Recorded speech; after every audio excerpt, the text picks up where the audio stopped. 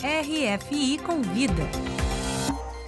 O RFI Convida de hoje recebe a escritora Carla Madeira, que está aqui em Paris para lançar o seu best-seller Tudo é Rio, em francês. Carla, muito obrigada pela sua presença aqui no nosso estúdio hoje. Muito obrigada a você pelo convite e estou muito feliz de estar aqui falando com você. Carla, você é um fenômeno da literatura brasileira. Foi a escritora mais vendida do país na categoria ficção em 2023, né? O Tudo é Rio também foi eleito o livro do ano em Portugal no ano passado. E agora foi lançado em italiano e agora está sendo lançado aqui em francês. Como é que está sendo todo esse processo? Olha, tem sido assim, primeiro tem sido uma experiência muito rica para mim, porque a possibilidade de estar vivendo toda essa reflexão que envolve o fazer literário, né? Assim, acho que tem muitas conversas, muita imersão em assuntos que eu acho que são muito importantes para mim, né? Para a minha literatura, para a minha escrita. Então tem sido muito bom, tem sido intenso, porque são muitos compromissos o tempo todo, muitos encontros com leitores, muitas feiras, viagens, então está sendo muito especial mesmo. Agora, a sua obra, Carla, ela traz elementos muito característicos, né, da cultura brasileira, da Sim. formação brasileira, como, por exemplo, a religião. E quando a gente pensa em traduzir isso para outra língua, você teve uma preocupação com relação a isso, de como o seu público aqui no exterior vai ter as referências dessa cultura brasileira? Pois é, quando Tudo é Rio chegou em Portugal, eu comecei a pensar sobre isso, assim, né? Assim, o quanto que as minhas histórias têm uma sonoridade brasileira, passa muito pelos sons de Minas, né? Minas Gerais, e tem esses conteúdos que eu fiquei muito na dúvida se o leitor teria aderência com as questões que eu coloco. E estou muito impressionada com o alcance, né, o caráter universal dessas questões, né, da questão da sexualidade, da religiosidade, da violência, maternidade. São assuntos que estão fazendo sentido aqui, né? Agora estive na Itália, fiquei impressionada com como essas questões estão fazendo sentido para o leitor italiano. E agora na França, vamos ver como é que vai acontecer isso, né? E você acompanhou de perto esse processo de tradução, até por conta do entendimento? Como é que foi isso? Olha, na Itália, eu tive algumas conversas com os tradutores. Eu tenho uma limitação de não falar italiano nem francês, e então é um processo que você tem que confiar na escolha da editora, na editora, com alguns tradutores eu tive conversas um pouco mais demoradas, eles recorriam a mim para esclarecer uma dúvida, uma abordagem do livro. Então, eu acho que assim a gente vai aprendendo a confiar, entregar e saber que a obra também vai passar por esse olhar, né, por essa reescrita do tradutor que conhece mais a cultura e acho que é um processo de confiança, de aprendizado. Sim. A cultura brasileira, ela já esteve em voga aqui no exterior em diversos momentos, né? E agora com o cinema brasileiro isso tem acontecido de novo. Você acredita que isso também influencia um pouco a literatura? Eu acho que sim, eu acho que são linguagens, mas que dão a conhecer a nossa cultura, a nossa gente, os nossos talentos, né? A nossa maneira de falar sobre as coisas, de contar nossas histórias, né? Histórias que fazem sentido para nós brasileiros e que estão fazendo sentido para o resto do mundo. Então, eu acho que, por exemplo, eu estou vendo, estou participando da adaptação de Véspera, meu terceiro livro, Tá virando uma série da HBO Max, né? E então, assim, eu tô vendo quanto a literatura e o cinema, a linguagem são suportes diferentes, é preciso fazer escolhas numa adaptação de um livro, mas as questões estão lá, né? A maneira de contar, a maneira de escolher as personagens, tem uma conversa muito próxima, né? Eu ia te perguntar exatamente sobre essa novidade de Véspera, que vai virar uma série, né? Mas de como é que vai ser? Vai ser uma produção nacional, atores brasileiros? Como é que vai ser isso? Já tem data? A gente já está terminando a filmagem, né? Quem está produzindo é a Boutique, uma produtora lá do Brasil, né? De São Paulo. E os atores é o Gabriel Leone, que tem feito trabalhos com repercussão internacional, né? Ele tem feito a carreira internacional dele, ele fez Ferrari, ele foi o Senna, Sim. né? E a Bruna Marquezine, que também tá trabalhando a carreira internacional dela, uma atriz maravilhosa, Camila Mardino, que é outra atriz que tá participando. É, Yara Novaes, Ângelo Antônio, são atores incríveis. E a direção da Joana Jabá, estou muito feliz com a direção da Joana, uma diretora excepcional. E tive a oportunidade de participar tanto um pouco do trato dos roteiros, quanto das mesas de leitura, um pouco da gravação. E estou muito impressionada com a direção da Joana Jabassi, realmente é incrível. E já tem uma data de estreia? Não tem ainda. Agora entra na fase de edição, né? Então vão levar aí um tempo. É uma série que tem um desafio, porque o Gabriel Leone faz o Caim e o Abel, então ele tem essa coisa de contracenar consigo mesmo, né? Que exige toda uma técnica de pós-produção muito, muito pesada, né? Sim. Agora, eu li uma entrevista sua em que você dizia que escrever para você era como lazer, não era um trabalho. Sim, Inclusive, você é publicitária, tem ainda uma agência, né, em BH. sim, Você ainda consegue ser publicitária? consigo. Eu sou, além de publicitária do ofício mesmo, né? De ser uma diretora de criação e uma redatora, eu sou uma das sócias da empresa. Então, ainda tenho um pouco dessa responsabilidade. É uma empresa de tamanho médio, né? São uma equipe de aproximadamente 100 pessoas. E hoje eu tenho uma CEO na empresa, mas eu estou numa espécie de conselho, faço os alinhamentos mensais, tenho uma imersão, mas já tenho conseguido ter um tempo maior para a literatura. Os meus 3 livros foram escritos quando eu tinha uma presença, uma agenda muito pesada de trabalho na agência.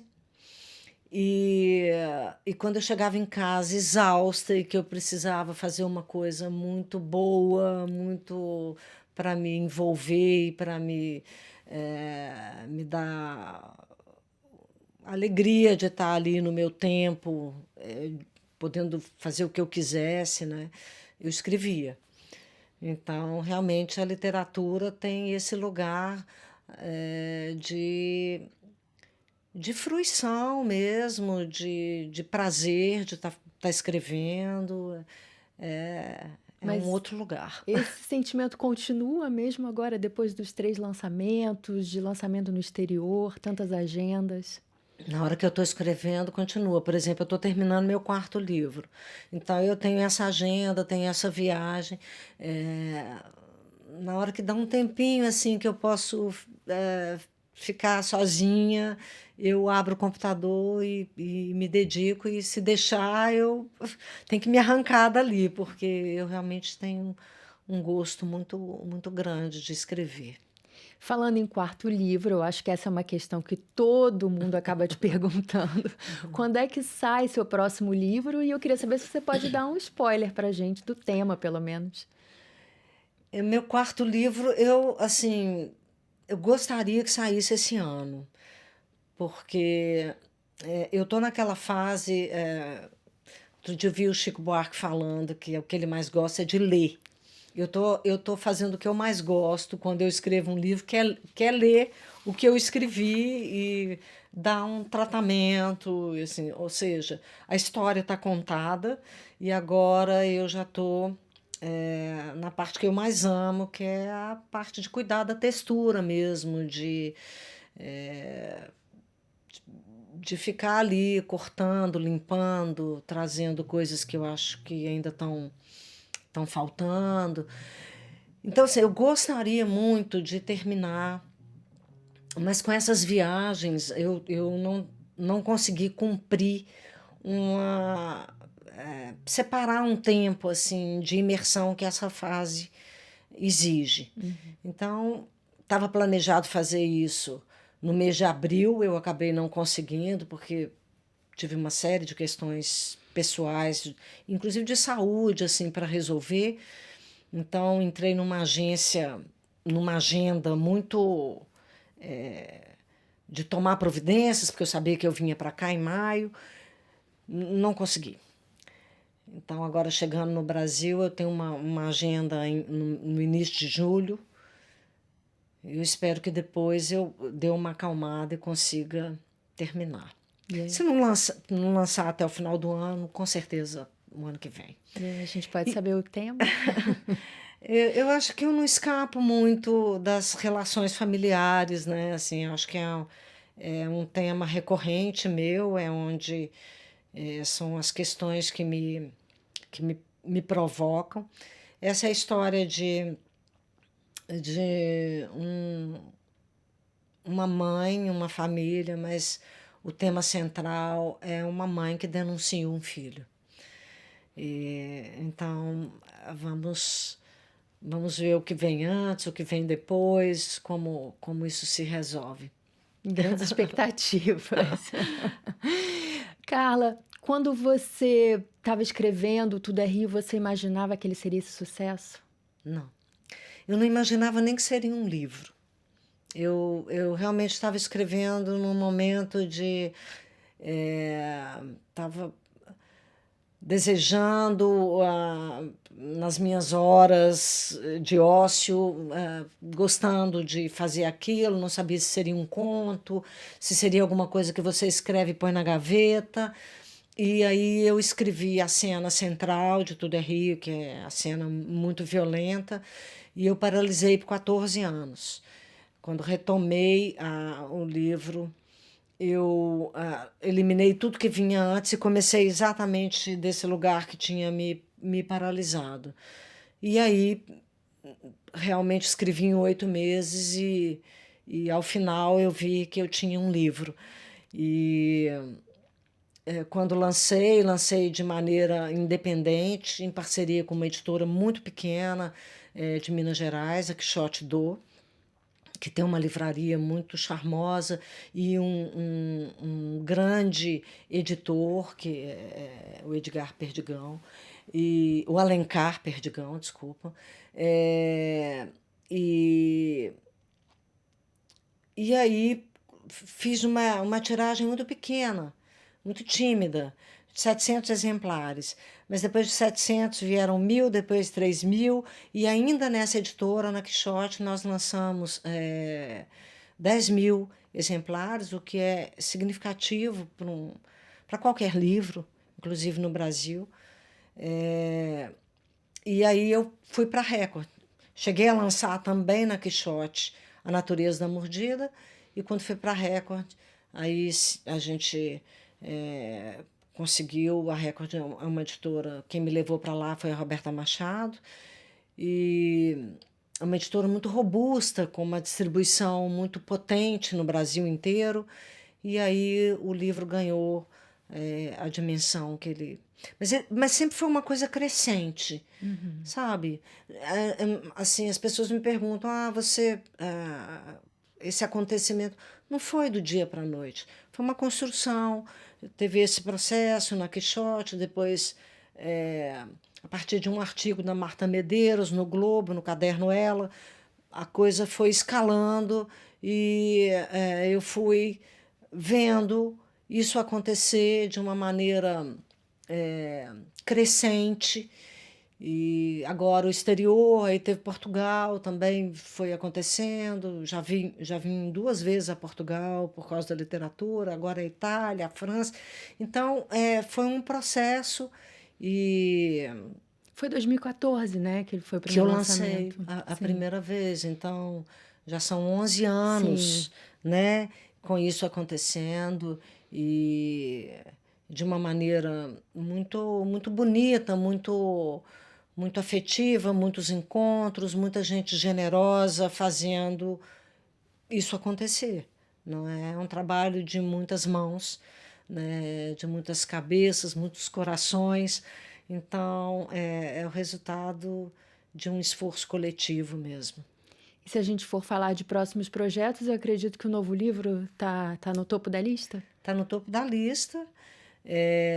Eu tenho uma agente literária maravilhosa, que é a Lúcia Riff, que também com sua equipe, a Júlia, uma equipe também maravilhosa, vem fazendo esse trabalho não só no Brasil, mas no mundo todo, trazendo os livros, né, para esses países todos. Também vai para a Rússia, vai para Turquia, já está no México, está indo para os Estados Unidos.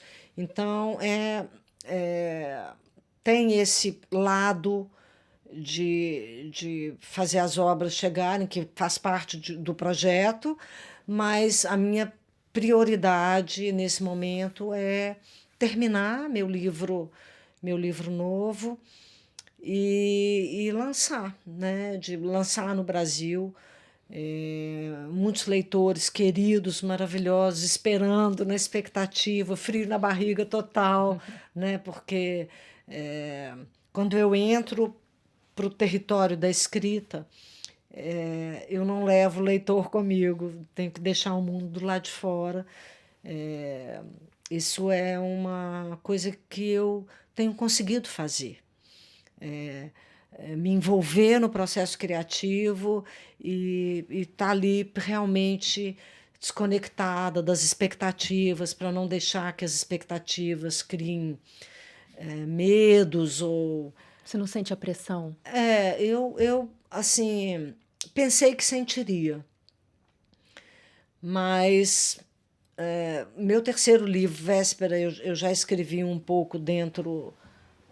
Eu já tinha uma certa repercussão no Brasil, consegui fazer, deixando essa pressão do lado de fora, e tenho conseguido fazer com o meu livro novo. Estou experimentando, estou correndo os meus riscos. Meus 3 livros são muito diferentes. Eles têm linguagens muito diferentes. Sim, é verdade. Então, assim, eu tenho conseguido fazer com que o processo seja prazeroso para mim, com que eu tenha adesão com o que eu estou fazendo e tenha prazer e me divirta, né? E que seja bom para mim o processo, e mesmo sabendo que existe uma expectativa. Outro dia, num encontro com leitores, um leitor me perguntou: você precisou de muita coragem para escrever Tudo é Rio? E eu disse: não, eu não precisei de coragem porque eu não sabia que vocês iam ler. Acho que agora eu estou precisando de um pouquinho de coragem, porque eu sei que muitas pessoas vão ler, e então tem sido mais